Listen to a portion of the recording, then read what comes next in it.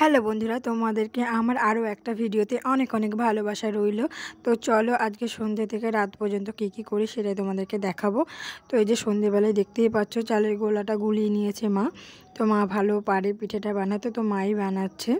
তো এই যে পিঠেটা দিয়ে দিল, তো এই যে ঢাকা দিয়ে দিয়েছে, আবারও একবার দিয়ে দিল। তো এবারও ঢাকা দিয়ে দিবে, তারপরে তুলে নেবে। তো তোমরা তো দেখতেই পাচ্ছ কীভাবে বানাচ্ছে মা পিঠেটা, সেটাও বলে দিচ্ছি। এই পিঠেটাকেও তুলে নেব।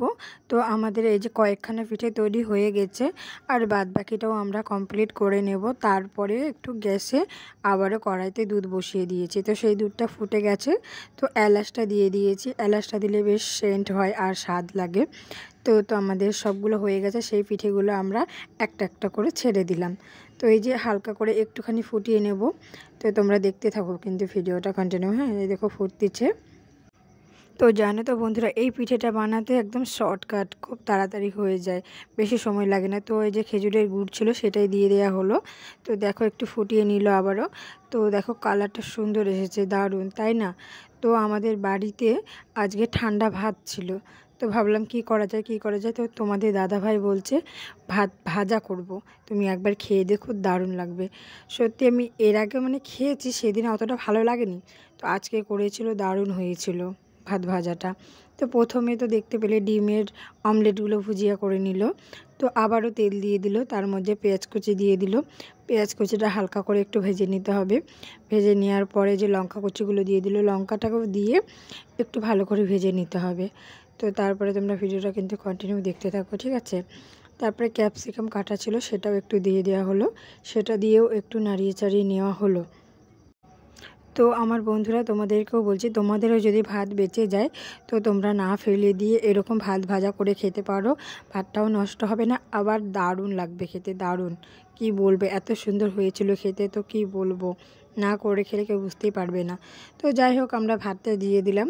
তো ভাতটা দেওয়ার পরে হচ্ছে যে আবার নাড়াচাড়া করা হচ্ছে। কিন্তু ভয়েস ওভারটা আমি দিলেও কিন্তু ভিডিওটা আমি রান্নাটা করিনি, খুব তোমাদের দাদাভাই রান্নাটা করেছে। তো তারপরে তোমাদের দিয়ে দিল যে ম্যাগি মশলা দেওয়ার পরে এই যে আবারও নাড়িয়ে চাড়িয়ে নিল। ও কিন্তু সুন্দর সুন্দর রান্না করতে পারে, ভালো ভালো রান্নাগুলো কিন্তু আমি ওর থেকেই শিখেছি।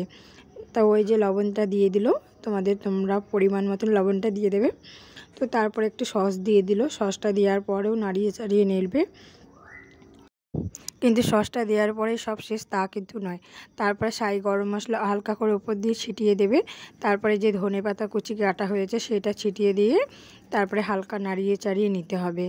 তো আমাদের ভাত ভাজাটা হওয়ার দিকে, ঠিক আছে?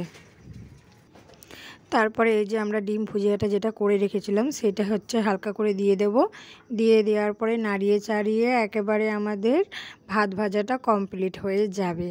তো তোমরা সবাই বলো ভিডিওটা কেমন লাগছে, আর কমেন্ট তো অবশ্যই করো, ঠিক আছে? আর কে কোথায় থেকে দেখছো সেটাও অবশ্যই বলো। তো এই যে তোমাদের দাদাভাই থালে তুলে দেওয়া হচ্ছে।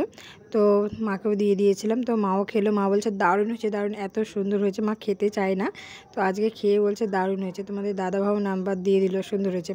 আর যে পিঠেটা করেছিলাম সেটা হচ্ছে খাচ্ছিলাম রোদ্রে বসে, সেটাই আমরা ভিডিওটা